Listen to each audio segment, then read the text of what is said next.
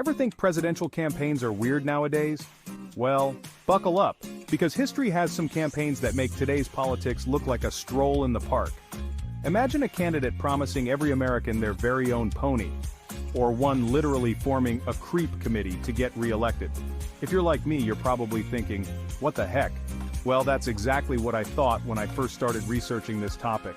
I was amazed at some of the crazy things that have happened during US presidential campaigns, and trust me, some of these will leave you scratching your head. Let's dive in. Our countdown kicks off with the legend himself, Verman Supreme. Running in 2012, Verman promised a free pony for every American. That's right, he called it the mandatory toothbrushing law platform. Why? Because he believed that gingivitis has been eroding the country's gum line for long enough and must be stopped. Verman knew he was in it as a joke, but he actually ended up with a surprisingly loyal fan base, and, fun fact, he wore a giant boot on his head as a hat. The boot symbolizes his satirical stance, highlighting how modern politics can sometimes seem ridiculous or out of touch with reality. How's that for presidential style? Let's move on. In 1928, Herbert Hoover's campaign slogan was, "A chicken in every pot and a car in every garage." Seems harmless, right? Well, imagine trying to win votes with a chicken promise these days. To be fair, Hoover was trying to boost the economy and keep everyone well-fed, but some folks actually thought he'd literally be delivering chickens. And guess what?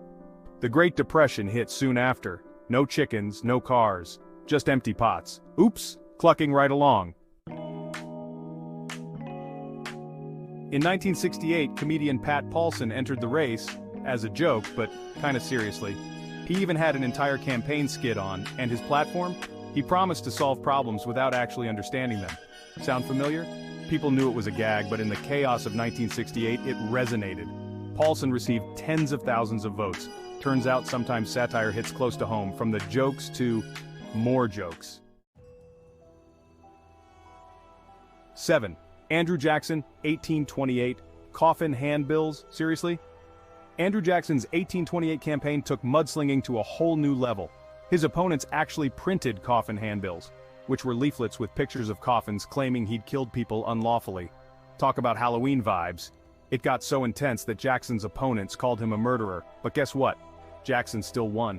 So, maybe the coffins didn't exactly work. Moving on to number 6, digging up the next bizarre campaign. 6. Thomas Jefferson and John Adams, 1800, the original smear campaign. The 1800 election between Thomas Jefferson and John Adams was pure drama.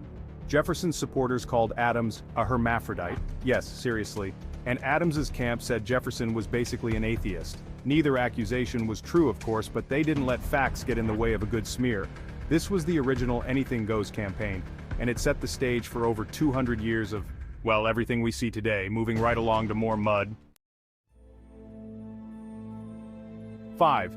Richard Nixon, 1972, Creep, Committee to Re-elect the President. In 1972, Nixon's campaign created a committee with the unfortunate acronym CREEP. Yep, the Committee to Re-elect the President was a real thing. Not only was it a PR nightmare, but they got busted for actually spying on the opposition in the Watergate scandal.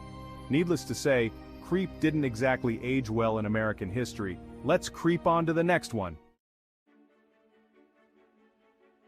William Henry Harrison's 1840 campaign was all about him being a man of the people who loved hard cider and log cabins.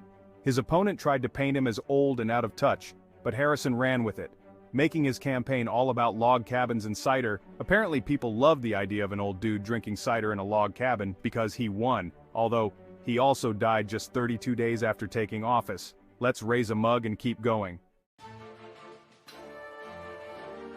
Teddy Roosevelt came back in 1912 with his new party, the Bull Moose Party.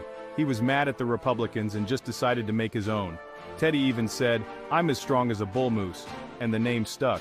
He didn't win, but he did get shot during a speech and still finished talking before going to the hospital. Now is dedication, or stubbornness.